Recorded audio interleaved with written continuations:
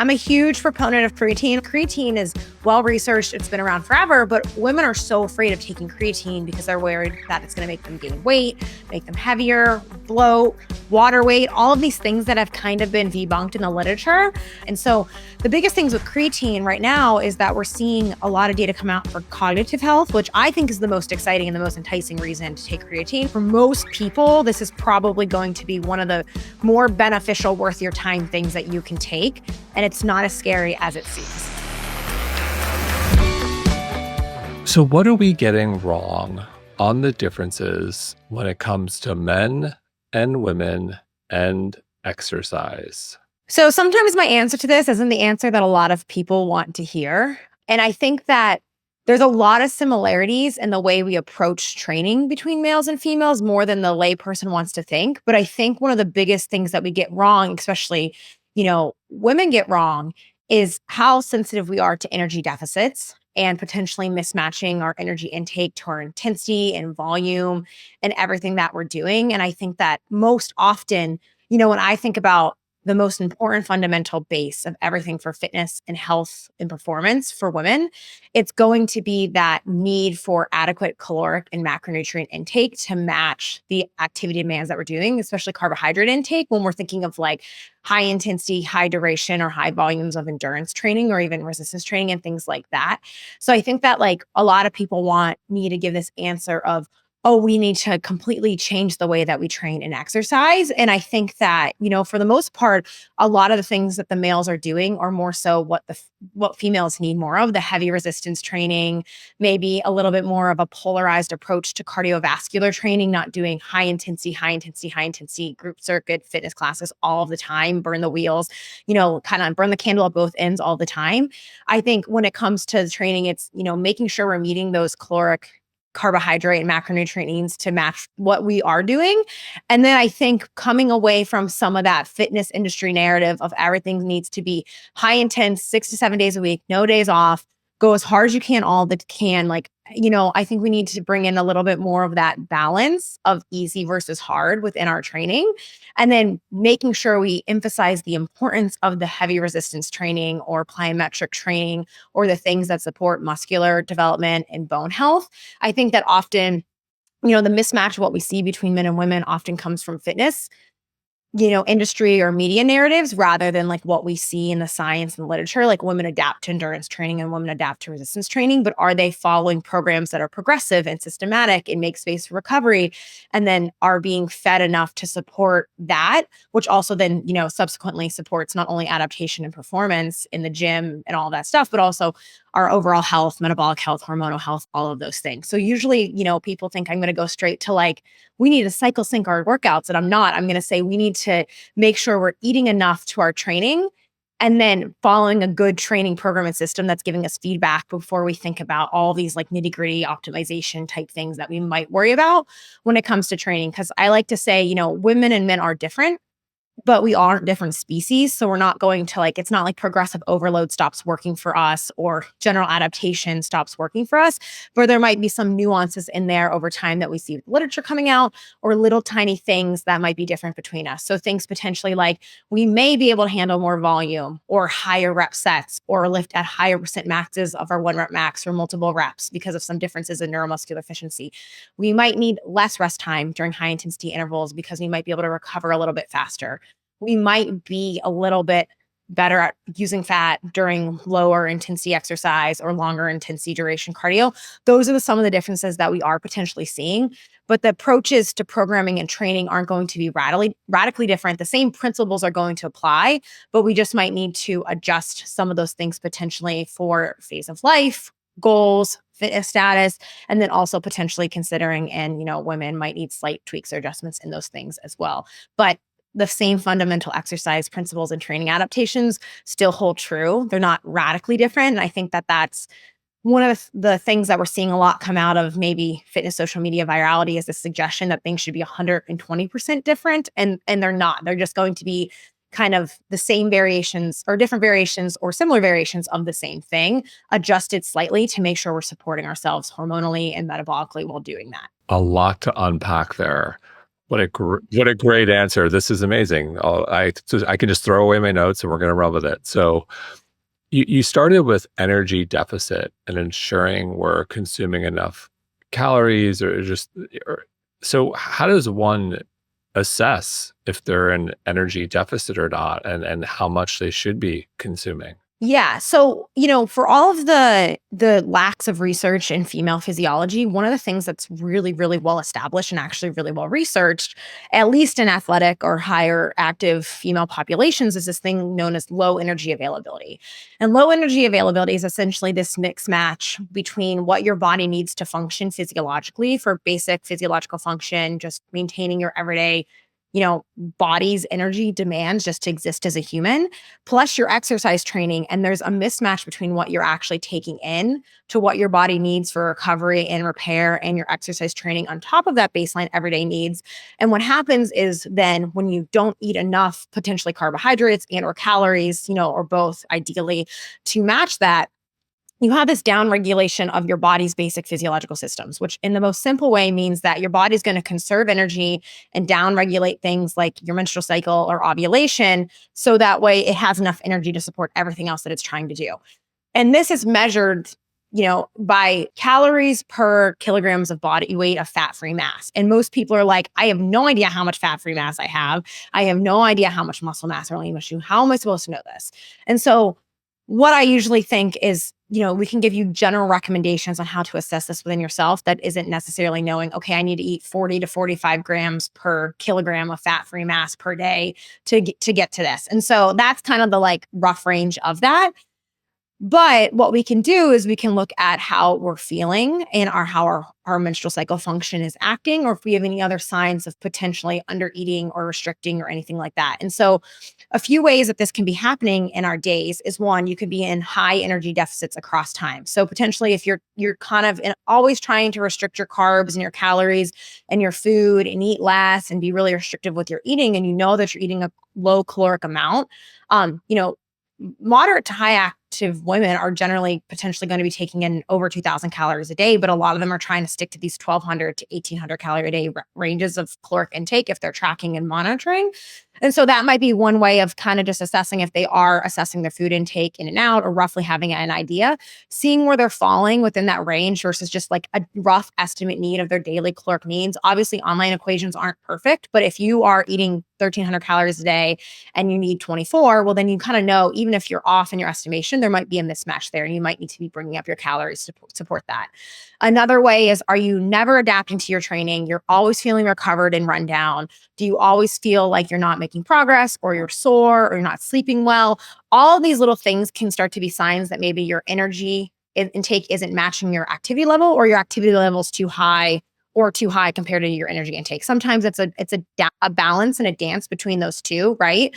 And if you can't eat enough to what you're training from, when you're not going to recover from it, it's potentially going to impact that. You might feel fatigued or sore, or you're not adapting.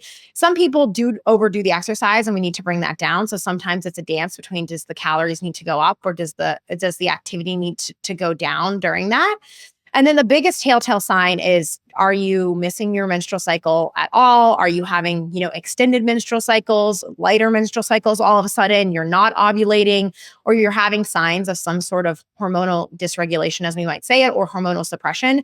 So if you are missing your periods and or missing ovulation, or anything that's abnormally disrupted, that's showing signs of potentially your cycle fading away, or you're not occurring and having ovulation, that's like an immediate sign that you probably have some sort of mismatch of stress and activity and lack of food versus your training.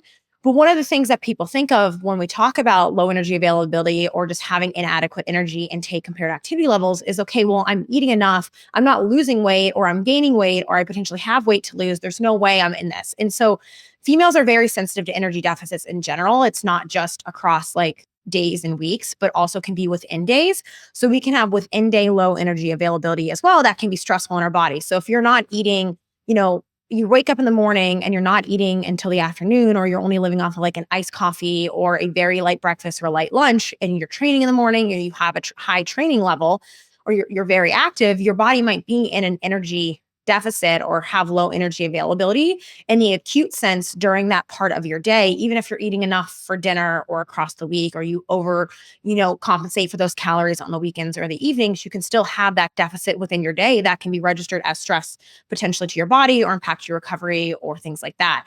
There's also some interesting data coming out that low carbohydrate availability mimics some of the signs of low energy availability. So a lot of, people potentially restrict carbs because of one reason or not. But if you have a high activity level or especially high cardiovascular training, your carb needs simply go up to match that. It's kind of a linear relationship. A lot of people think it's excess, but really it's just meeting that, you're matching that demand, right?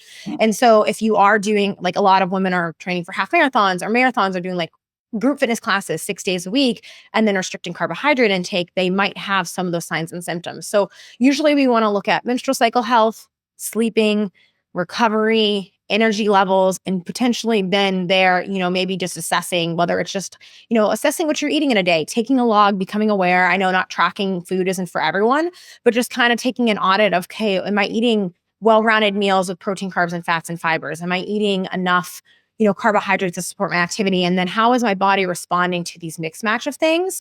And if I think a lot of people are feeling run down all the time and they think, well, I need more caffeine or I need a better workout routine or something like that. But food gives us energy. And so sometimes we need to just make sure we're supporting what we're doing to kind of get some feedback if maybe that's the sign of what we need to be giving us along the way. So your body's kind of, potentially giving you a lot of signs already if you're in that state. And it might not just be across a day or a week. It can literally just be within your day, and kind of listening and tuning into your body is a great way, which I think a lot of women are kind of told by fitness to ignore their hunger cues, ignore their exercise need for rest, like keep going, push, fat loss, restrict. And sometimes we don't get a good, we kind of fall out of line with saying, okay, what is my body actually kind of telling me? What's the feedback it's giving me? And paying attention to these things. And there's usually those signs of low energy, messed up menstrual cycles, potentially disrupted sleep, low recovery. That's an indication to check either that volume of what you're doing. Maybe it's too much for what you're doing right now and you might be able to build up to it over time, or we need to mix up how it's being distributed in our week, or the food. And then obviously sleep's a component here too, but maybe the food isn't in the right kind of place to support us as optimally as we can have it be. So, in terms of assessing recovery, is this where wearables could come in? I wear a Whoop, I wear an Aura. If someone's wearing a wearable, is this a good place to start? Potentially. So, heart rate variability can be helpful for trends over time, but it also can be impacted by the stress of our life across our day. And so you might, and not, your wearable might say you're under recovered because you got poor sleep or because because you had a high stress day, but your activity level might have been poor, right? So it might not be a perfect representation of just exercise stress. There is a little more data to suggest it's potentially better reflective for cardiovascular training than strength training. I think some of the algorithms and research are trying to push for that a little bit more. And then I think one of the things that I'm more keen to, because I think the wearables are more accurate with resting heart rate than necessarily their algorithms for recovery are different device to device. And I think some data is coming out that they're not the perfect thing. I think looking at trends over time and learning how your body responds and taking it objectively with wearables is the best advice I can give. And I think that if your resting heart rate is trending abnormally high, that's sometimes an indication that you're not quite recovering. And of course, your heart rate will change across the month. If you do have a menstrual cycle, you will have, potentially alterations in your core body temperature, or your heart rate might alter a little bit, especially in that luteal phase, because you have a harder time thermoregulating. And or there might be potentially, that can be an indication of ovulation in the phase that you're in and things like that. So taking this with a grain of salt, learning your patterns over time and getting feedback from your body. But I don't think it hurts to kind of notice trends rather than living or dying by if your wearable says you're prepared or ready for the day or not. Sometimes they're not going to be spot on, and we're busy people. We're not always going to be 100% prepared and recovered. It's not our job. But if you are always being run down, your wearable says you are always in the red, your heart rate variability is low or poor all of the time, that might be an indication to kind of take an audit of what's under the hood. Let's look at our sleep. Let's look at our food. Let's look at what behaviors impact this. So a great example is I wore a Whoop for about a year and a half. Quite frankly, I only stopped wearing it because I got sick of washing the armband in the humid summers while running. That's really, that was my reason. I was just sick of having to wash the band. That's such a silly reason to stop. But one thing I noticed with this is that when I didn't eat enough carbs after like a long run when I was training for races or after a hard day of training, my HRV and recovery would go down. And that was like a small, subtle way for me to notice, okay, if everything else was controlled, that was I probably needed more calories yesterday because I felt good otherwise. And that was like a bit of feedback that it would give me. My sleep was great, my training went well, but I was like, I think I underate a little bit and it would go down. So those are the little things that I would pay attention to when it comes to the wearables. It's like objective trends, not judging yourself, not taking it at face value for the day, but is my heart rate, resting heart rate drifting high over a week? Have I taken an easy week in a while? Do I need a down week? Am I doing too much volume? That can be an indication that recovery is potentially off. And then I think with HRV, looking at trends over time and looking at what sways it to stay higher versus what sways it. Because that might not just be food and nutrition. That might be, okay, maybe I am too stressed. Maybe I need to do some breath work or, potentially work on things to support me to support stress management and all of these things. Because that's going to be a reflection of overall stress, not just, okay, my exercise training was hard kind of thing. But I think it's important to note that your food and nutrition status can kind of impact those too. I think people forget that that's an indication as well. 100%. I just shared on my personal Instagram. I did my own little N of one study where I had done some blood work and some of my cardiovascular panel was kind of a little bit off the rails. ApoB, LDL-C, total particles kind of like went through the roof as I went a little off with my diet and was consuming specifically a lot of coconut milk.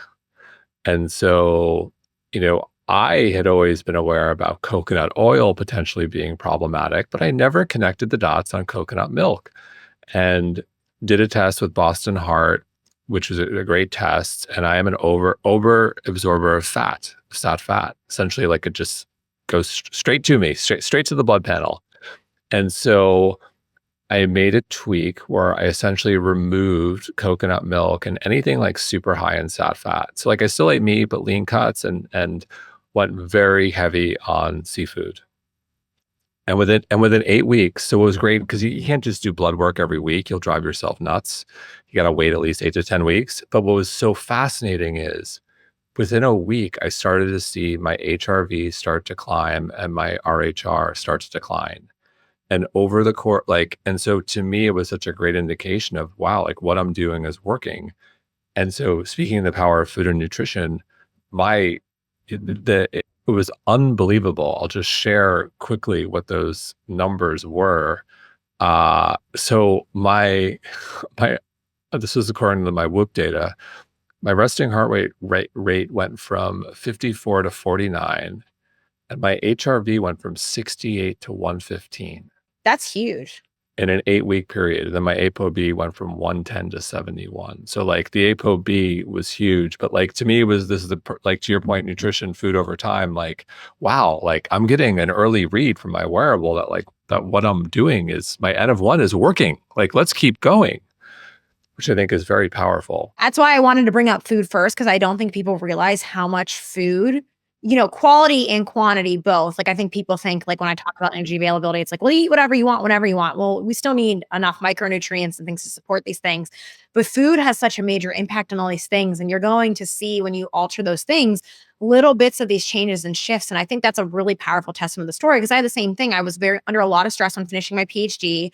My stomach was a mess because of it. So I wasn't eating as much fiber because I wasn't tolerating a lot of foods, because I was just like, my appetite was all wonky. And as soon as I worked with someone to help me with that, and I got more fiber and nutrients and salads and veggies back in my diet, my whole blood panel shifted. My recovery went up, everything improved, just because of it wasn't even like a caloric energy thing. It was just it was a nutrient in general thing that supported and shift that. So I had a similar experience as well with my blood work and everything like that, but also my recovery and my energy levels, despite eating enough calories during that entire time. The quality of your food and what your body's tolerating and what it needs can make a big difference. And I think I like that as a parallel story, because I think that people overlook that. I'm sure your audience is already eating pretty healthy, but that's a good example of well, sometimes a little thing might, we're individual at the end of the day, and nutrition doesn't have enough data and nutrition science right now to assess this bio-individuality. Big rock things work, but there might be certain things that we know,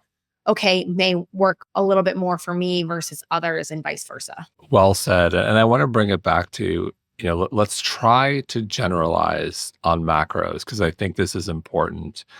How do you think about macros for a woman who's fairly active? She's doing resistance training, maybe she's doing group fitness, maybe some running, not crazy, but like she's active. Like how should that person think about macros on a daily basis? So the first thing is, and we touched this before we even hopped in, is think about protein first, right? Like let's set this protein range and target of what we're trying to do. And usually the rough range is like zero point 0.7 to 1 grams per pound of body weight per day is like that range. I've seen some data that says, maybe there's a lower plateau for women. I think as we age though, that's going to shift closer towards that higher end of that spectrum. And then adjusting if you have if potentially you have more body weight or you have more adiposity, maybe you're shifting down to like 0.5 to zero point 0.7 on that range, or potentially 1 gram per pound of lean mass. I know that always comes up. So I always like to give that clarifier for people because sometimes they're like, well, if I weigh X amount and I know that I potentially have weight to lose, do I really need to be eating this 200 grams of protein? And well, maybe not. But I think hitting at least like 100 to 120 per day as a minimum or something to work towards as like a blanket overall is a good range for people. That's about 30 grams per meal, maybe one or two 10-gram per day snacks, and then potentially beefing up those meals a little bit more if we need to, but depending on our body weight and muscle size and things like that. So I like to give that rough idea for people because they're like, what does that look like or mean to me? I think, especially if you're coming from someone who's only eating like 60 to 80 grams a day, let's work up to like 100 first and then maybe 120. And then maybe that might be fine. That might be a fine range for you depending on your body size. If you're more muscular and more active, you might need to go up to that 130 to 150 range. I think most people are going to probably fall somewhere in that 100 to 150, depending where they're at. But let's set that protein there first, try to get that in, distributed across the day, keep it in all of our meals and our snacks to some degree. And then from there, kind of setting that carbohydrate need based off activity level, right? Like I was saying, like the less active you are, the less carbs you're going to need. And that's not because carbs are bad. You just don't have that need and demand for them and driving that up versus like the more active you become, the more you're going through carbohydrates for energy metabolism during exercise. That's the main fuel you're using. Even females are really great at using fat and we do use fat at lower intensities of exercise, but carbohydrates still are really chugging that furnace along a lot more than people think. So, depending on activity level, that can go up to 10 grams per kilogram of body weight per day. But I would assume your audience is probably in the 3 to 5 grams per kilogram of body weight per day, maybe 3 to 7 if they're very active, like training for a marathon or a half marathon, potentially if they're like that, the kind of, runner that they are. But they're probably in that 3 to 5 grams per kilogram of body weight per day carbohydrate need. And it kind of titrates, like the more active you are, the more it scales up, the less active you are, the more it can scale down. And so my great example of this is like, I obviously do really high volumes of cardio. When I'm training for big races, I train for these ultra marathons. My carb needs will go up to 400, 450, 500 grams of carbs per day, which is like 7 to 8 grams per kilogram per body weight per day on some of my long run heavy days. But when I'm in my off season and I'm just doing like 2.5 hours of cardio a week, 2 to 3 lifts, taking a break, I'll go back down to closer to that like 250, 200 range because I'm not needing as many. So it's that shift across the spectrum of what you need for what you're doing. And so I think that's a good target there is probably that 3 to 5 grams per kilogram for most people here that are just doing maybe 4 to 6 workouts a week. They're doing a little bit of lifting, a little bit of that cardio, and then adjusting, of course. Be honest with yourself. Don't say, well, I'm on the lower end of the spectrum because I need to restrict carbs. Well, if you're doing 3 to 4 group fitness or cardio workouts a week plus 2 to 3 resistance training sessions, you're working out 5, 6 hours a week, 7 hours a week. That's quite a bit of training, right? So be honest with yourself about how active you are. And something I encourage a lot of females that I talk to or work with or clients is like, play around with eating a little bit more carbs before your workouts or after or during if they're longer and seeing that your body's not necessarily, I think people think they're taking it in and immediately storing it as fat. Your body's either using it to replenish its storage or using it for energy metabolism almost like within that day during that activity. So just do it and see how it feels, right? Like I think there's this scarcity of like, well, I'll gain weight if I start eating more carbs, right? And it's your body needs it to support what it's doing. And you might end up getting more adaptation, more gains, more progress because you're fueling the beast, right? And then from there, thinking about there's the trope of like, as long as protein and calories are created equal, it doesn't matter if you're eating carbs or fat.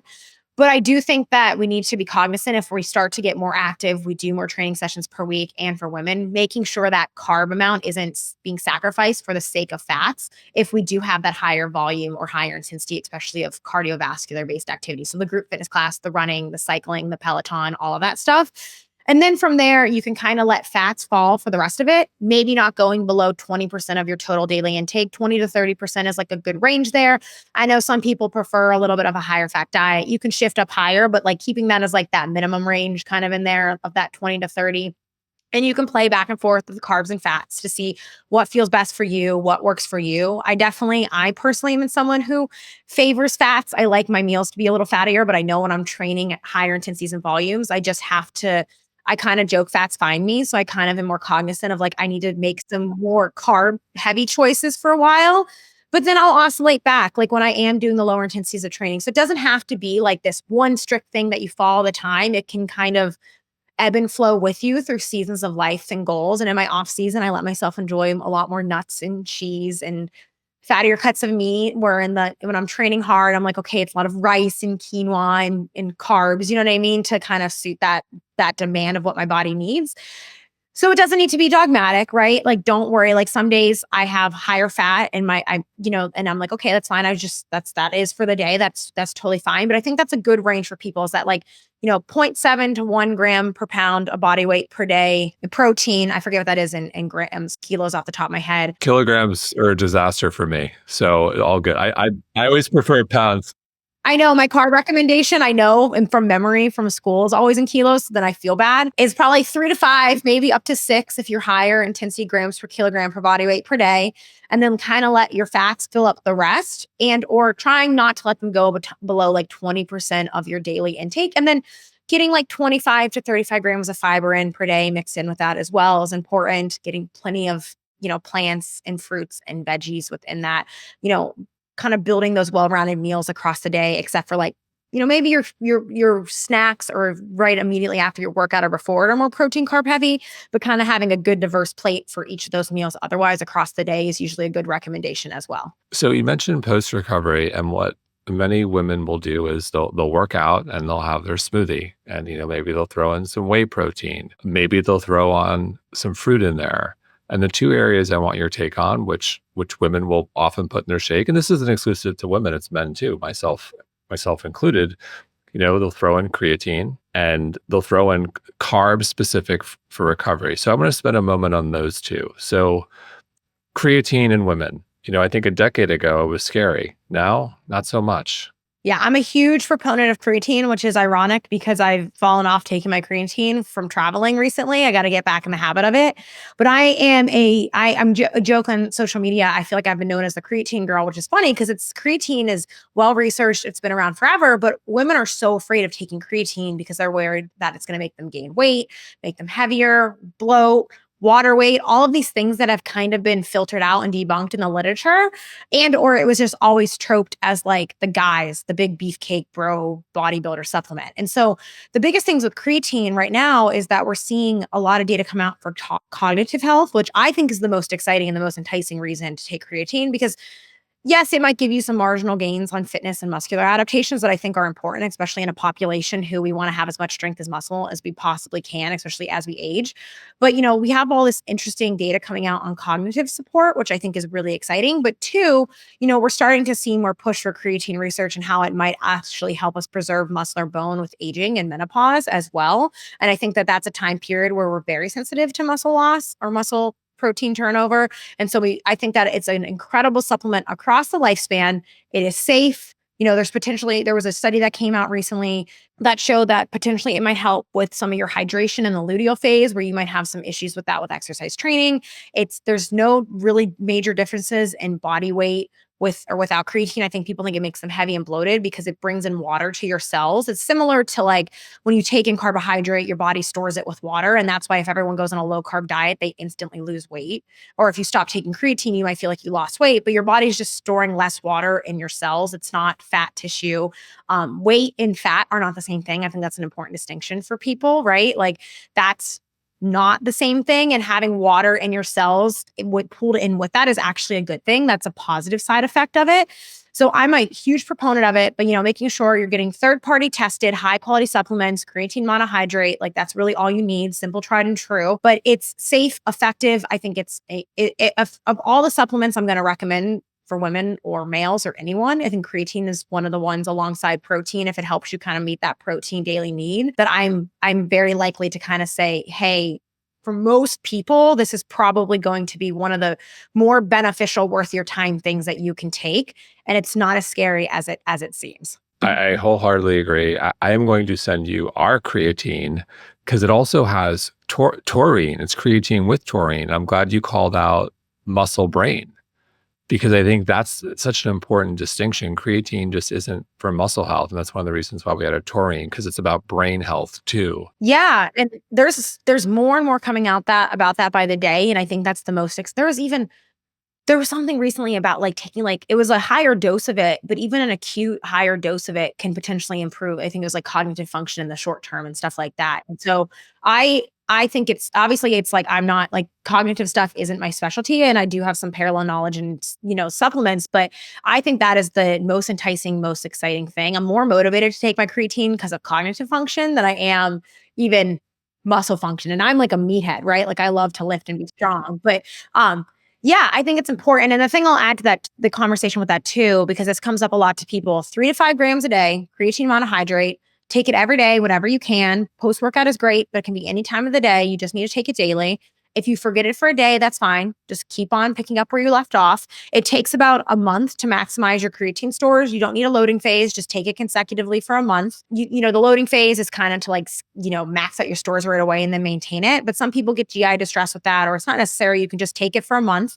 If you do have GI distress with it, try cutting back a little bit. Like I can't do 5 grams, but I can do 4. So I do most of a scoop and I'm totally fine. Try eating it with or after food if you get GI distress, or you can split it into 2 servings if you need to, if you need to do that with that. Cause some people report that, some people have no issue with it, but that I feel like that cuts to I know whenever I talk about creatine, I get those are the top hit things that everyone wants to know. Yes, if you run, if you are pregnant or postpartum or breastfeeding, there's not as much data on that, but it seems to be safe or potentially beneficial, but people get hesitant on it. The biggest thing you have to worry about more than anything is the third-party tested safe supplement. You get creatine from your food, so it's probably fine, but I'm not a mother, so I know I'm not going to tell you what to do because I know that your safety and concern for your baby and postpartum is completely up to you and your doctor. But that's the biggest thing. If you are interested in taking it, I know a female research scientist who's very well studied in this, and she took it during her pregnancy and postpartum. I think it's the quality of it that is the most important thing. But if you feel too hesitant and scared, it's not the end of the world to not take creatine for a year. It's not, you're not going to not lose benefit from not taking it, but there's just benefit to gain from taking creatine supplementation. Yes. And so, okay, so back to our smoothie. We've got some whey in there. We've got some creatine in there. Maybe we've got an avocado in there. We got some veggies, some fruits. I know that, veggies and fruits fall under carbs, but I'm curious, what are your favorite carbs for recovery? Yeah. So I talk about a lot something I like to refer to as strict carbs, because I think a lot of people confuse carbs with macaroni and cheese, muffins, pastries, like pizza, things that. Sounds amazing. Let's do it. But what I think a lot of people, they blame carbs for what high caloric, hyperpalatable carb fat combos did, right? I think that's where carbs get their bad rap. And so I like to think about when we're thinking about increasing our carb intake is strict carbs. And what I mean by that is the grains, the breads, the juices, the fruits, the things that are predominantly a carbohydrate source on their own. And that doesn't mean that you can't pair those with fats or proteins. You should, but that's the individual carbohydrate component that you want to be increasing, the size of your plate or the amount in your smoothie of. So oats, cereals, grains, bagels, English muffins, quinoa, rice. Honey is great to add to things to sneak in more carbs if you're struggling with that. That's my secret little when I'm training, I sneak honey on my eggs or in my coffee or in my oats. It's an easy way to kind of get in a more, quote unquote natural, right, kind of source of that.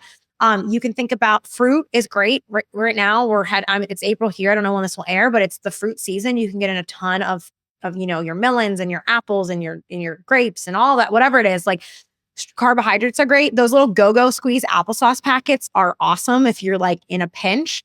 So think about like potatoes. I think potato gets so much bad slack, but potatoes are great. Sweet potatoes, regular potatoes. I think potatoes are one of the things that I'm usually always like, it's an easy food. It's technically a vegetable. You can mix even potatoes and like squash, root vegetables, things like that to kind of increase the carb intake of just your veggies.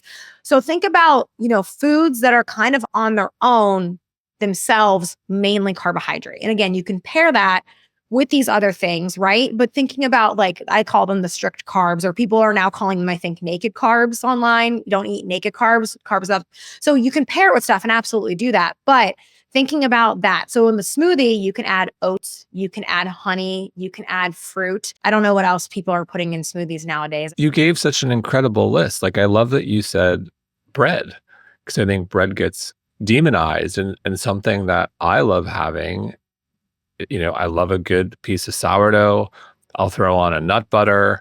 I'll throw on some cinnamon, and I'll sprinkle some honey. Yeah, I like doing, you gotta watch if you're doing, since if you're doing cardio or running in the morning, sometimes you gotta watch that fat amount because it sometimes doesn't digest as well. But I like doing 2 slices of sourdough, one with jelly and one with a little bit of peanut butter and honey before my runs. I really like that because then you get I'll get like just not jelly, I'll get the like preserves, you know what I mean? That is basically like just smashed raspberries or strawberries. And I'll put that on the one. And then, you'll have the little bit of the fat and the things and the sourdough. And that's I love that. Could we bring PB&J back into the wellness conversation? I love this. Let's do it. Yes, that's basically it. It's a peanut butter honey filling. Yeah. Let's do it. Everyone's making sourdough nowadays, right? Like everyone has their sourdough starter. I'm still buying it from bakeries and stores.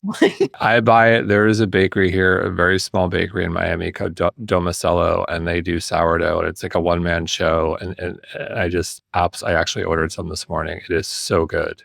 And I just love sourdough, and I love that we're talking about PB&J. And I'm an ultra runner. So do you know what we're eating during those? I'm eating like whole potatoes covered in salt and peanut butter and jellies. Like that's what I'm out there. That's what you're eating when you're out there, right? And that's exactly it, because you need the fuel to keep you going. And like that's yeah, I know. This whole episode can just be titled "Reclaiming the Peanut Butter and Jelly: The Performance Hack You Didn't Know You Needed." I'm in. I'm just in for the PB&J. Jason Walkup here, founder and co-CEO of mindbodygreen and the host of the mindbodygreen podcast. Please subscribe. You'll never miss a show and you won't regret it. So let's segue to resistance training. You mentioned, heavy, you mentioned plyometrics, and you mentioned, muscle and bone health. And then there's this easy versus hard in terms of how hard I should go, how heavy I should go with resistance training. So can we zoom out and try to tackle the big topic of how a woman should approach resistance training? Yeah. So I think a lot of women are hesitant to approach resistance training in the classic way because it's so foreign to them, or they didn't grow up doing that. Maybe they didn't play sports. I was very fortunate that I started resistance training at a young age, and it just made sense to me to do that. But a lot of people haven't been exposed to that. So the first thing I always want to say is start with where you're comfortable, ease into what you need to do. Starting it and having it be less optimal or less perfect, but you're in there, even if you're just developing the routine and the habit, is better, and you can work towards it over time. I think there's this idea that with resistance training, you have to go in on day one and have it all figured out and be lifting the right amount of weight for the right amount of reps and the right amount of sets. But you can ease up and work. You're going to underload yourself at first. But I would rather you be resistance training, underloading as you're gaining skill and confidence and work to that over time than have that idea of perfection, lifting heavy enough, whatever that looks like, be perfect on the first day, stopping you. So that's always my little disclaimer, because I know it can be very intimidating for people. But what we're thinking is a classic strength program that focuses on a mix of primarily compound or whole body movements with either a barbell or a machine or heavy dumbbells or kettlebells. There's so many different tools to get the job done. You don't have to lift the barbell if you don't want to. I think barbells are great. They're a great way to lift heavy load, but you can do machines, you can do kettlebells, you can do dumbbells. You can start with your body weight in bands if you need to, but thinking about the main movement patterns. So squatting, so anything that's kind of bending your knees, your hips are lowering to the floor, hinging or deadlifting. So anything that includes kind of your your hips bending at your torso bending at the waist to some degree. So a deadlift or an RDL or some sort of, a hip thrust, any sort of hinging based movement where you're kind of raising your hips and your body's leveraging itself. Pressing away from the chest. So push ups, chest press, bench press, pressing above the head, shoulder press, overhead press, whatever kind of overhead press motion move that you want to refer to it as. Rowing, so pulling weight towards your body. And then you have core. So anything that's kind of twisting or bending or holding isometrically your abdomen. And those are going to be like kind of the bread and butter, a movement from each of those categories for everything you're going to do. And remember, there's so many tools you can do. You don't have to do just a barbell back squat. You can do a leg press. You can do a dumbbell split squat. You can do a dumbbell step up. Like there's many variations of things that train these major muscle groups, but you want to think about, we love double-legged, two-legged, like machines or barbell stuff. But if you don't do that or have that, single leg stuff, loaded heavy can also do the trick. The idea is though, you just want to be, especially for women, you want to be doing stuff that's loading your spine and your hips heavy. So like the heavy deadlifts or the heavy squats patterns can be really helpful for that because those are the two areas of bone density loss that we see the most of with menopause and aging and osteopenia to osteoporosis kind of transition, or I guess osteopenia is just low bone density now. But I think people are heavy. They're like more scared of like the heavy bench or the heavy deadlift and the heavy squat. But you really want something that is going to let you load the hips and that spine in some way or another. No matter, you just have to figure out what that looks like for you, what you feel comfortable and safe with. I think a lot of people like deadlifts are really intimidating, but you can do things like, modify stuff to make it feel more comfortable and safe for you as you're learning. So you can do a trap bar deadlift. You can do an elevated. So putting the deadlift bar on plates or risers or lifting it from a higher position. If you have a hard time getting that low, you can squat to a box or ball if you need to start, or a bench. Like you can just do leg press. So think about, work with a coach if you need to. You can modify things to meet your comfort level or ease into stuff. But I really want to emphasize that loading of the lower body. I think a lot of people rag on women for only training lower body, and we do want to train our upper body too. But I never really worry about it because I'm like, well, that's actually what, for like a health preservation perspective, like you want that heavy hinging and squatting. But then you also want to be thinking about the upper body. So I really like, for just a general person, 2 to 3 full body workouts per week is really great. Or 2 full body workouts and then like an extra day that's like maybe upper body core plyometrics. Or if, I think people who do a lot of group fitness or running, sometimes they're like, I can't handle the 3 leg days per week. So I kind of like to use more of like an upper body day in that third day to kind of keep all the lifting volume in those 2 days. But full body is a great place to start, 2 to 3 days per week. They don't need to look exactly the same every single day. You kind of want 2 or 3 different workouts hitting all those major muscle groups. And you can kind of change like the movement patterns on each day. So maybe on day 1, you're doing a squat pattern. And then day 2, you're doing a heavy step up or, something else that trains your quads and your glutes. And then day 1, you're doing a deadlift. And day 2, you're doing maybe a hip thrust or whatever that looks like, so that you kind of mix and match, getting things from different angles or different body parts. But even if you're just starting and you do the same workout every day, twice a week, you're still going to be getting a lot of benefit. That's totally okay. But think about full body, 1 exercise per each of those muscle groups. So you're probably looking at 4 to 6 exercises total. People, I think, get into this idea of doing like 7, 8, 9, 10 exercises, superset it as a big circuit. But thinking about isolating out like 1 or 2 movements that are your heavy main compounds, that your main focus for the day is, doing 2 to 4 sets of those, somewhere between 5 to 12 reps is a good place to aim for these. And, giving yourself 1, 2, maybe 3 minutes of rest between each of those sets. They should be heavy enough that you kind of need that rest. Do 1 or 2 of those big heavy lifts, and then the rest can kind of be accessory stuff that can isolate out muscles that you really want to grow and develop, or you feel are potentially weaker, or complement those main lifts of what you're doing each day. And then adding in some core work potentially at the very end of that, or even as your warm up, you can sneak it in there to kind of hit that whole well-rounded thing. And you can kind of follow the same scheme for that as well. Maybe something like 8 to 12 reps is good for those accessory works, those like kind of fine, tinier muscles or more isolated or less heavy movements is a good thing. And then when we think about heavy, right, because that's intimidating to everyone, you want to think about lifting at a like a 7, 8, or 9 out of 10 effort, 10 being the absolute heaviest you could go. I couldn't do any more reps, absolute failure. And that can feel hard to people because they just don't know what that feels like. And so sometimes saying, okay, when you first start, you can think about it as like a 7 to 8 out of 10 effort. If you're just starting out, even 6 is good. We don't want to be in that 3, 4, 5, maybe like 5 to 6 is a good place to start, but trying to work up to that 6, 7, and then 7, 8 over time. If you don't know what that feels like, it's a skill. So over time, you will get better at it, but you have to keep doing it to get to know it and familiarize yourself with it. But another great way of thinking about this as well is how many reps could you do left if you until you couldn't do any more reps. And so you want to lift until you have about 1 to 4 reps left in the tank. So you're never going to 100% failure. You're never maxing out every single workout unless that's the goal, like you're trying to test some strength measure. So you want to kind of lift until you're like, okay, if I kept going within the next 1 to 4 reps, I probably couldn't do it anymore.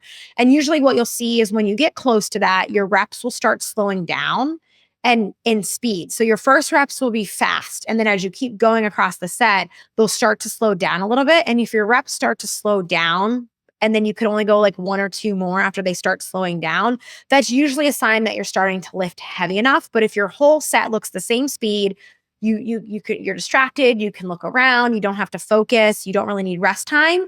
Those are kind of my indicators of, hey, we can probably bump up the weight a little bit on this. Again, if you're just starting out, start where you're at, but working yourself up to that like 7, 8 out of 10 effort for most of your lifts is a good place to be.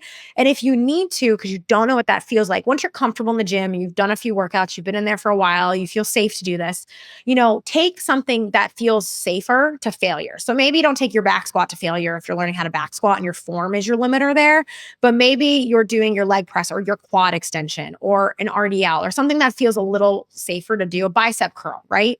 And take that all the way till you can't do any more reps for just like one set, just to give yourself an idea of what that feels like. Because sometimes what people are doing is they'll say, okay, I have 3 sets of 8 to 12, and I'm going to pick 30 pounds to do this, and I'm just going to do my 3 sets of 30 pounds. But if you said, hey, take one of these to failure at 30 pounds, and they say, okay, I got my 30 pounds, say they're doing shoulder press, and they've been doing 8 to 12, and you say, go to failure, and they go to 25 reps. Well, then okay, I was not lifting heavy up enough on that. And you don't need to jump up 15, 20 pounds on the next set, but just go up by 5 or 10 pounds because lifting is also a skill and you adapt to it neuromuscularly. So you don't just have to double your weight overnight. But that's good feedback. Hey, if I could do 10 more reps than what I was doing with this, well, then I'm way too far away from that like failure point that I'm trying to get closer to. And I could probably do the next bump up in weight. Maybe you're doing 35 for your next set and seeing what that feels like. And then the next week you're going to 40. And every week you're trying to get closer to that distance of shrinking that, right? Between you and your max potential of what that looks like. And again, this can be slow over time. You don't have to walk in and after 2 weeks have this figured out. We have a 6-month beginner program for people that we work them through this like gradually from like dumbbells, 6 out of 10 effort, gaining skill and confidence. Then we go to barbells, we develop the skill, keep it easy. Then we add the intensity once you kind of adapt to it. Because confidence, comfort, and lifting is a skill itself. You have this like connection with your nervous system and your muscles of like how to move. And if you've never moved that way, it might feel like just wonky to move that way. So it's totally fine to just like start light to get started and work on that first if you feel better doing that. But you don't need to be afraid of lifting and loading heavy. I think of the female population in general is a way more injury apprehensive than I think males when I talk to them. And they're always worried about doing too much. So start with a movement that you feel safe to kind of go to failure in and see what that feels like, and then get an idea of like, what does my max effort feel like? Because if you weren't an athlete or you've never participated in a sport that makes you know what max effort feels like, you just don't have any proximity of that. So you just kind of need to figure out where that's at and what that feels like and how it feels to like actually push yourself, which can feel very uncomfortable for a lot of people. And they're not used to that feeling and they'll stop before they get to it. But the more and more you do it, you get better. And then over time, you get better at knowing, oh, okay, like that was a 4 out of 10. That was a warm-up set. I need to go up. And that's what I'll do for my main sets. I'll do a heavier jump and then I'll start there. Very thorough. I'd say to summarize. Yeah, sorry, that was so many details. I'm trying to give my master class. It's fantastic and it's so hard to do because it is so personalized, but I think this is a great baseline. And so full body, say 2 to 3 days a week. In terms of sets, we're going to do 3 sets per exercise, 5 to 12 for the bigger groups, 8 to 12 for like the smaller muscles, like the body sets. How many exercises or sets per body part? Like if we're thinking about like legs, is that like 6 sets or versus chest how do you think about that? So for most people who aren't in that super niche bodybuilding sphere, you don't need to worry about that as much. But there's some interesting data that shows, I'm going to butcher the numbers, but something like as little as like the first 4 to 6 sets a week that you do accounts for like 80% of the muscle growth that you're getting and the gains that you're getting or strength potential. I'm butchering this a little bit because I don't remember the exact stats, but it's something like this, the first few sets a week. So I'm a bigger proponent of not worrying about the sets, but focusing on the quality. And the quality comes from the intensity and lifting heavy enough weight, because doing 20 sets per week of 5 out of 10 effort is probably not as worth your time as doing 5 to 10 sets per week of that higher quality effort. So I think that's where people get, there's a time and place for increasing sets per week, but we need to start with the quality of it. And the first 5 to 10 sets per muscle group per week that is done to quality is probably going to cover the basis for Gen Pop regular people who aren't having these specific fine-tuned goals. That's probably going to cover 70 to 80, 90% of what they're looking for from results for strength or muscle. And then from there, it's like, okay, I'm doing a lot of high quality sets. I'm someone who, I know a lot of women, like they want to grow their glutes or their lower body. And then maybe those aren't growing as much, but they're doing high quality, they're eating enough, they're recovering, they're supporting it, and they're doing 8 sets per week. And then maybe we're bumping it to 10 or 12. And so there's the argument of like a 10 to 20% per week range for people, but that's a big difference, right? That can be potentially double the volume.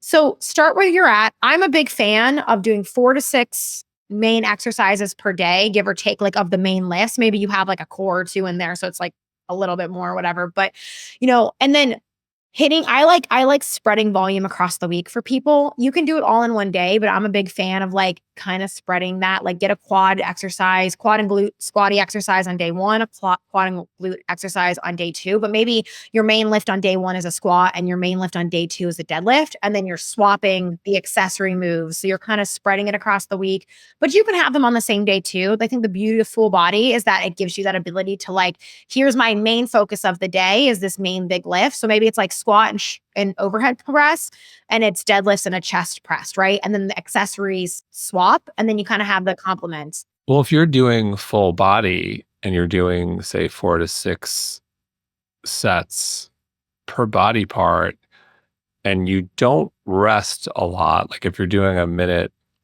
per set, you can probably get through that in 30 to 40 minutes if you move quickly and there's effort, which is great because a lot of people I'm a person who works out hard, but I can't go long. I'm busy. I've got work, I've got family, I've got so it's like I go hard for like 20, 25 minutes and I'm gone. That's all I can do. Yeah, I think that if you can get in 2 to 3 full body days per week that are 25 to 45 minutes in length. I think like we have a program called Lifestyle that's like 2 full body days per week. And it's made to be like 30 to 45 minutes. You get in and out of the gym. It's like heavy compound. And then like I like doing for people who are time efficient too. I don't like supersetting like my compounds, like your heavy squats, your deadlifts, your bench, your chest press. Like those should be heavy and hard that you kind of need that 2 minutes of rest between. But then when you get to like your accessory stuff, you can superset or triset that, because if you're doing full body, you're going to rotate the muscle group. So maybe your accessory work is like, you're doing a dumbbell shoulder press, a dumbbell RDL, and then a step up. And you can do those back to back to back, rest a minute and a half between that set, repeat it 2 or 3 times, and then you can be done with your accessory for the day and you're in and out of the gym, right? And that's why I also like, it's like core is great, but sneak in like your core or your little kind of stuff in the beginning as your warm up, getting you moving. Cause it's like, that's one of my favorite hacks to get like efficiency for your time is like put your core and that like kind of small stuff that can kind of get you warmed and moved up in that warm up that gets you moving and ready for the day, but then you're getting it done. So then once you're finished with your lift, you're out of the gym. Love it. So something else I'm curious your take that I found to be helpful to maximize effort and efficiency and gains, if you will, when I'm really pressed on time, drop sets. And so I'll explain to the audience. So what I'll do is it'll be 3 to 4 sets, and the first set will be really heavy where I'm maxing out like 4 to 5 reps. I can't do anymore. Then immediately I drop the weight to say 8 reps. And then I immediately drop the weight. So there's like really no rest to 15 to 20. And the beauty of that for me is there's no rest. Like I'm really maximizing time and I'm maximizing effort because I'm starting out so heavy. And by the end, and I'll usually do this on a machine because it's easier to flip the weight quickly. I'm going really lightweight. And so at my age, I also think a lot about like minimizing injury. I'm not going to hurt myself if I'm doing something super light on a machine for like 12 to 15 reps and I feel like I'm burning myself. Like I'm just not going to hurt myself on like 10 pounds of like a press where I'm just like, oh my God, I can't do this weight. And I feel it. And it's so fast. Yeah. Drop sets are a great approach for being fast on time. And sometimes people consider them like an advanced lifting technique. But I think that's where us as coaches or people can say, well, yeah, this might be an advanced lifting technique or you don't need to do it. That is great for people who are short on time, trying to get that mechanical tension, that proximity to failure. You're kind of just doing one big set, really is what it is. And then you're done. So I like drop sets, or something that I always like to tell a lot of my clients or people or in general is my thing that I like. I got this from one of the coaches that works for me as my personal one-on-one coach is 2 hard sets. So when in doubt, people think they need more. I would rather you get 2 hard sets. Maybe you need a warm-up set or 2 in there to get you to the weight that you need to do. 2 hard sets at that 8, maybe going up to 9 on some of that like isolation stuff a little bit more because you can kind of handle like a little bit higher intensity on like a tricep extension than maybe like a back squat on every single week.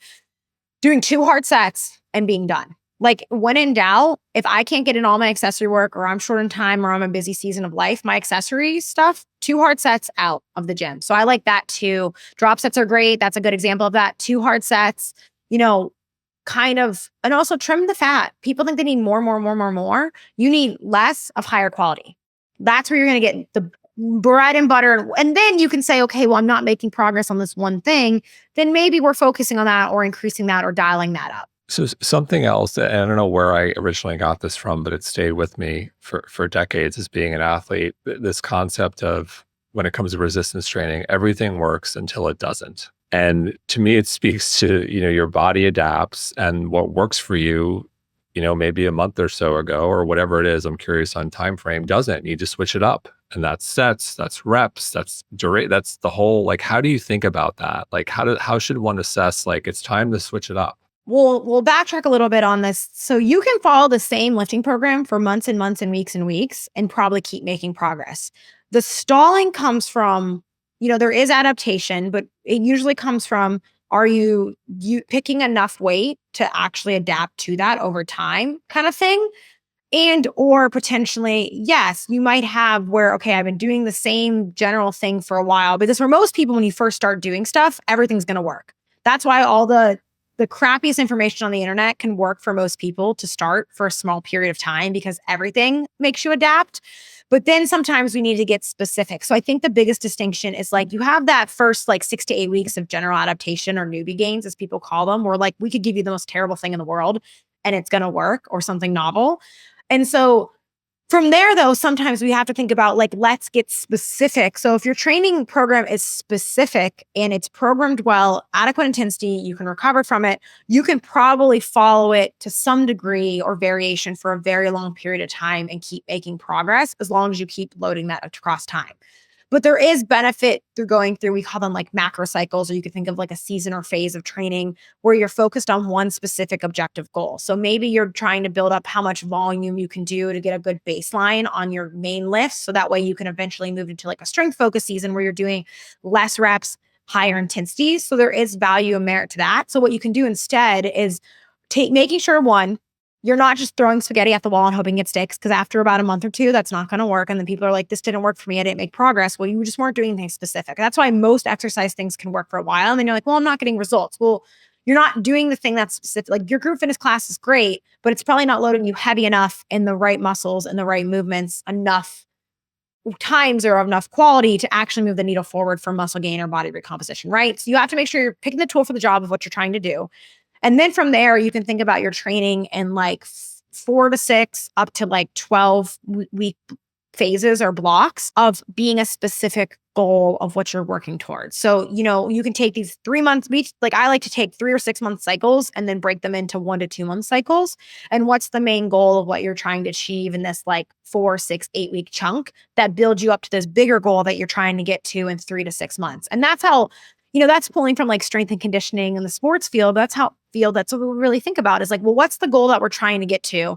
What tools do we need to get there and how do we build up to that? And that's where you can have seasons or macro or micro cycles or whatever people want to call them of like, okay, for the next 3 months, I want to work on hitting the highest 3 rep max that I can on my leg press.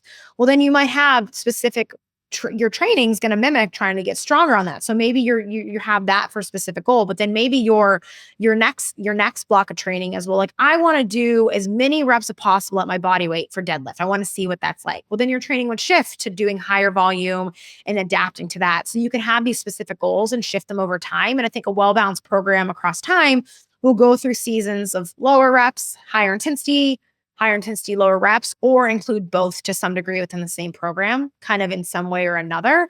But yeah, that's a great way to break it up. So the newbie gains are like the first 6, 8, 12 weeks. And then from there, if you're not doing something specific, yeah, you're not going to really see, you're going to just adapt to what you're doing. But if you're doing something that's like a correct tool and it's specific and it's loaded intensity enough, I mean, I've been back squatting every week for 15 years, right? Like, and I keep in, you know what I mean? Like you can keep making progress doing the same thing, but I'll go through seasons of different goals of what I'm trying. Maybe I'm doing 3x10 here and this phase I'm doing 5x2, right? But they're all using the same exercise. There's just a different objective in outcome, what I'm training for during that time. But they all help me become holistically stronger, more muscular, more adapted over time. Amazing. And so one thing I'd be remiss not to cover with you before we go is cardio. So let's say we're doing 2 to 3 days a week of resistance training, but we've got the rest of the week and we're short on time. How should I spend it if I'm a woman? Is it group fitness? Is it HIIT? Is it running? Is it zone 2? Is it all the above? Is it what brings you joy? Is it walking? How should we think about the rest of the week or my day to day? Well, one, it's a mix of both. And two, it comes down to your goals. But, one, I think the biggest mistake that a lot of females make is they over rely on too much group fitness all the time. And sometimes you don't need, I think a lot of those classes weren't designed to be 5 or 6 days a week of doing like group fitness all the time. But if you're doing 2 or 3 days of those classes because you like them for community and you like the workouts, from a general health perspective and standpoint, as long as they have some component of cardio in it, whether that's like your Metcon or you have like rowers or running or skis, you're probably getting enough cardio stimulus mixed in with that. And the weight training itself almost becomes cardio in those classes too for general baseline health. That's fine. So if you like those classes, doing 2 to 3 days a week of those is probably okay. And then it becomes like, okay, do you have more specific results? So I'm a big proponent of high intensity training for women. I think especially when we think about aging and then maintaining the characteristics of our muscle fibers and our muscles as we go and we age, we want to stay powerful, right? So I like 1 to 2 days of high intensity or sprint interval training, but that can also potentially be like your more Metcon-y, higher intensity functional fitness type cardio classes. Sometimes those cover some of the bases of that across time. Some of the group fitness classes end up becoming like long duration, moderate intensity with some weights sometimes. So you might need to just figure out how those fit into your week of training. But I like from a general cardio perspective, you're not doing a ton of group fitness stuff. 1 to 2 days per week of high intensity or sprint interval training. So short, all out, really hard bouts of activity ranging from like 20 seconds to 4 minutes with like adequate recovery in between them. So you're not necessarily doing the back to back to back, but you're having like a minute to 3 minutes of recovery between things, fully recovering and then hitting it again and really giving it your all in each interval. And then for the rest of the week, women can do zone 2 training. I think there's this idea that they don't benefit from it. You need cardiovascular training for health and adaptations. The issue is that we want some of that high intensity stuff, whether that's coming from strength training, plyometrics, or high intensity stuff, because it makes us maintains the power output and the type 2 muscle fibers and those things that we potentially have less of or we lose with age. So you just want to make sure you have the things that maintain those. But then the rest of the week, especially if you're doing a lot of group fitness classes or you're doing 2 of the high intensity things, you can keep the rest of it being easier. And that can be a mix of the zone 2 stuff. If you have the time and you want to do higher volumes of zone 2, that's a great way to get just more time and volume in that's recoverable. Or filling the rest with things you enjoy, whether that's hiking or walking, or, you change it up all the time because you want to do things that are fun and enjoyable for you. I think having 1 to 2 intentional days, whether that's a hit or a zone 2, or like, hey, I'm working on this goal, is good. And then if you're just a general regular person, you know, do whatever else you like. I just caution, especially a lot of women do this. Don't get into the trap of doing 5 to 6 days of moderate to high intensity every single week. Like if you're doing the group fitness classes, keep your intensity high in quality when you're doing it. Don't try to make everything, because eventually everything becomes the middle. Everything becomes moderate, right? If you start doing a ton of that all the time. So make sure that you're having some stuff that's higher and hard intensity and some stuff that's easier intensity. And I know this is so counter to what people think, but if you love group fitness, you can go to your group fitness class and treat it as a zone 2 day or an easy day if you want to just be there. I know that sounds so counter, but you can. Well, also one of I love the idea of exercise snacking, if you will, in these like micro moments. And so a hack, if you're short on time, if you're walking, walk really fast. You'd be surprised how high you can get your heart rate up if there's a little heat or an incline, like or maybe you throw on like a backpack, or if you're into rucking, you can get your heart rate up, and you can just, if you're walking, go really fast. Or when faced with an elevator and there's a stair option, take the stairs, as long as it's not like 30 flights or something where it's going to maybe be a little too much for a newcomer. But like those two things, if you're faced with that choice of an elevator every day, like that's going to add up.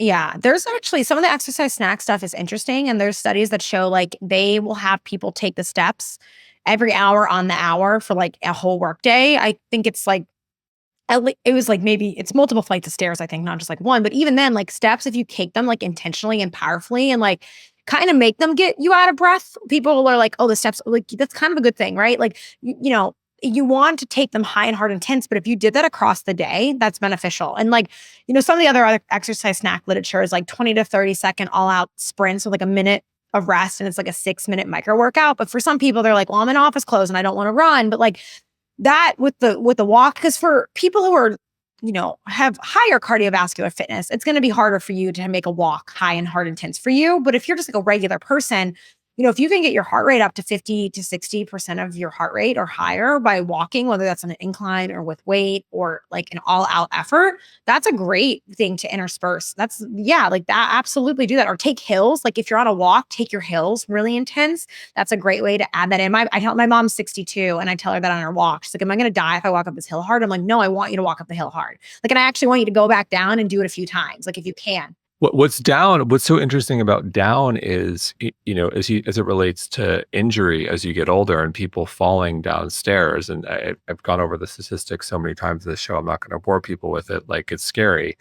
Most injuries occur walking down the stairs, not up the stairs. And so like walking down the incline is equally as important as we're thinking about longevity, because that's where the injury happens. That eccentric muscle control, being able to break and control your body weight is huge. It's funny. My dad, 62 as well. He should be an aging hero. The guy will walk. He sometimes doesn't like to do exercise in the cold during the winters. And I grew up in Pennsylvania, so it can get pretty cold there. But he will walk the steps in our house for 30 minutes every single day if he can't get outside, and he'll just walk up and down the steps. Or he makes like a pseudo stairmaster for himself. But it's great because he's not just getting the up.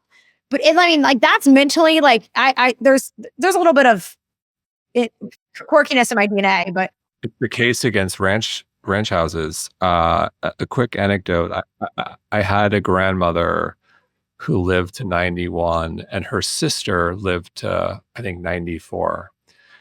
And they were so cute together, and they both passed, obviously. And what was interesting, as they aged, my grandmother had cataracts, and like toward the end of her life could like macular degeneration, like could barely see.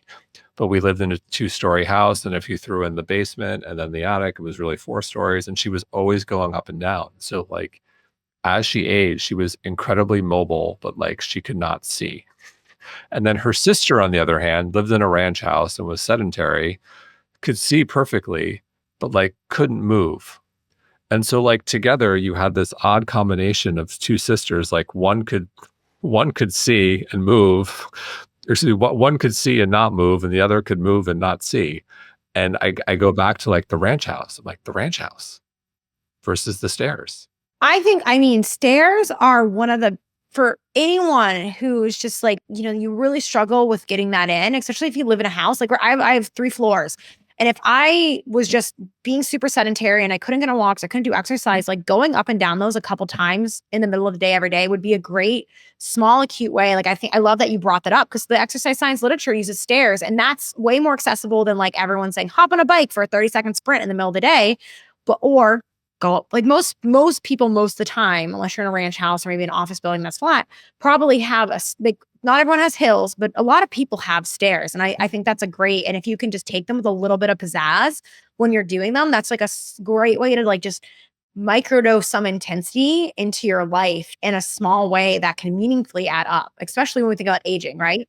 Yes. So we covered so much today. Is there anything we didn't cover that you'd like to go over or any words of wisdom you'd like to leave our audience with? I think the biggest thing, I think we covered a lot of like the big hitting stuff is like, I think there's just this idea that I always like to end like female focused podcast on this note of like your female hormones make you fragile, right? Your menstrual cycle or aging and menopause and all this stuff. Like it's a boogeyman and you should be afraid of it and it makes you fragile. But like if we're well fed and well trained and well recovered, we can do so much. We can handle so much within our training. You can make progress or you can do intense things.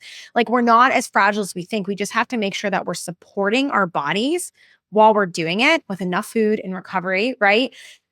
And you're capable of doing hard things, you're capable of lifting heavy weights, you're capable of training in an intentional way, but sometimes that just comes with working with and not against your body along the way to get you there, but you're not fragile or easily broken or any of this stuff. Like you just sometimes have to dial up certain knobs at different periods of time to make sure you're doing the things to support yourself, not only from a performance perspective, but like health and aging and longevity. And sometimes doing the thing that needs done isn't always what we want to be doing, right? But make sure, you know, find the things that you need to be doing and do them at that least the minimum, least effective dose that you need to be doing them. And then find a way to move the rest of the time that you enjoy because being active is the most important part of all of this. But you want to find ways that you can move heavy, move intensely, and move often in some way or another. And the rest can kind of be whatever else you want to be, but you're not as fragile or broken as some people sometimes make you seem and feel because your hormones or your shift across the lifespan. You just have to support yourself. And that's usually where all this becomes like optimized at the end of the day. Such fantastic advice. Thank you so much, Alyssa. And where can people find you? You mentioned a couple programs. We'll link to those in the show notes, but just let people know. So I hang out mostly on Instagram, Dockless Fitness. I've been growing my YouTube, which has a lot of content there that's really helpful. Dockless Fitness is my YouTube handle as well, or docklessfitness.com. You can kind of find everything. And then my programs are the LIST method. We have all this stuff within this, but me and my page and my YouTube from all that stuff has more information to learn a lot about cardio training, a lot about resistance training, and I sprinkle some specific female phys stuff in there throughout the episode, or not the episode, throughout the shows. Or, oh my gosh, we're talking about throughout my content. And then I have a podcast called The Messy Middle. Sorry. I was trying to lead into my podcast where I cover some of these topics more in depth too. So you kind of learn more about the female phys stuff, the cardio, the lifting. I know that we threw a lot of information at you today, but if you go deep dive into my content, I give a ton away for free. So you can pretty much DIY your life through everything that I have out there. And it's a great place to start if anything today was like, oh, that's a little confusing. I'm not sure what to do with that. It can be a lot, but I have a ton of like little things to help you start with each of those pockets. So just Dockless Fitness across the board.